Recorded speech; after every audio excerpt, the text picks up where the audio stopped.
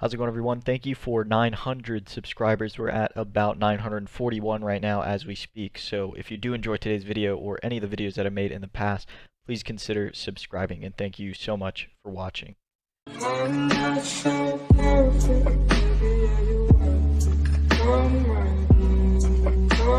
So if you watch Leon Massey's newest video, I'll put it in the description below. You might remember he talked a little bit about fun and the concept of it, how its origin and manifestation in everyone is a little bit different and abstract, and how this journey for fun can sometimes lead you to burning out. My fun in fighting games comes from competition, for achievement, and for my time being validated. And I just can't say that I feel that playing ranked in Street Fighter V lately, or playing ranked in any game for that matter, gives me any semblance of satisfaction. The competitive factor is just not there for me. I, take ranked a little bit serious sometimes, but my opponents sometimes don't, right? They don't want to get better, they just want the points. They're playing to win, I'm playing to improve.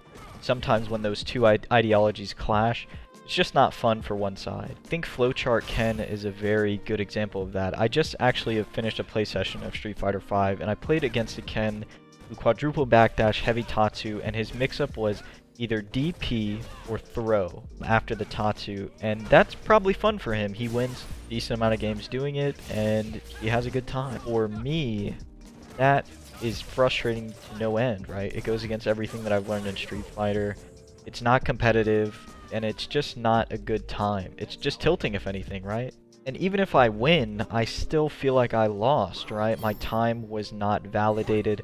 There wasn't any competitive factor, and what did I achieve from beating this guy? He's just going to continue to do the same thing. Well, he seems to be having a good time. I'm left questioning whether I even want to play another game. I'm not saying that everybody has to play ideal Street Fighter, right? That's not what I'm saying at all. I'm just saying that sometimes when you learn to play the game a certain way and somebody plays the complete opposite and it really defeats you in every single way possible, it's frustrating. There's only so much competitive drive that you can draw out of ranked, but you're probably saying, what about online tournaments? Now, if your main game has great online, if you play Plus R or you play MK11 or something, you can probably ignore this section, right? But for me, the games that I play Street Fighter V mostly, and that's the game that I'd probably be entering tournaments for. But the online play is very subpar. It's very bad. It has rollback netcode, but it's a very shitty implementation, right? I actually did play in one online tournament last month, and it was a gold and platinum only tournament. And this is why you never saw the gameplay of it.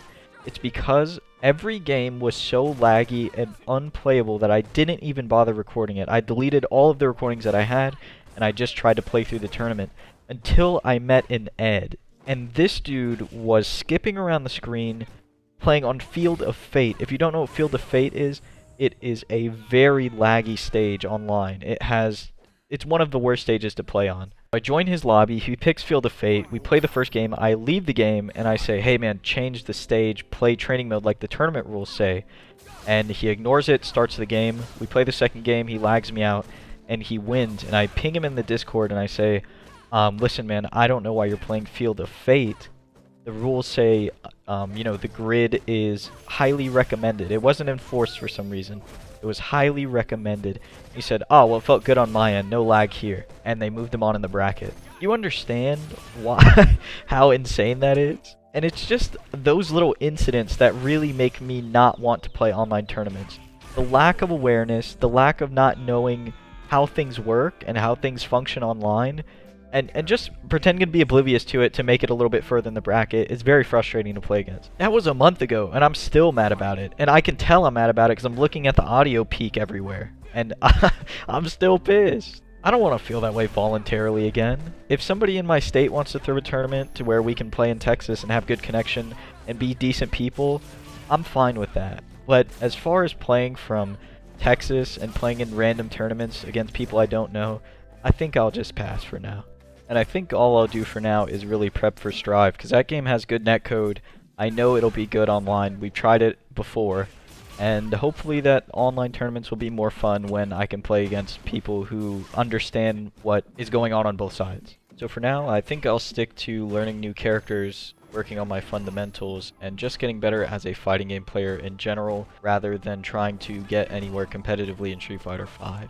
While I had goals like hitting Diamond and maybe winning a tournament in Street Fighter V, I just don't see it happening right now. And that's okay with me. I think that with Strive around the corner a few months from now, that game will really be able to bring all my competitive drive back and help me have a little bit more fun than I'm having right now. Sorry if this video seemed very negative or if you were expecting something a little different. I just wanted to talk about it, talk about how I think some people are feeling and how I'm personally feeling. Anyways, that's it for today. If you did enjoy, please consider subscribing. Thank you so much for watching.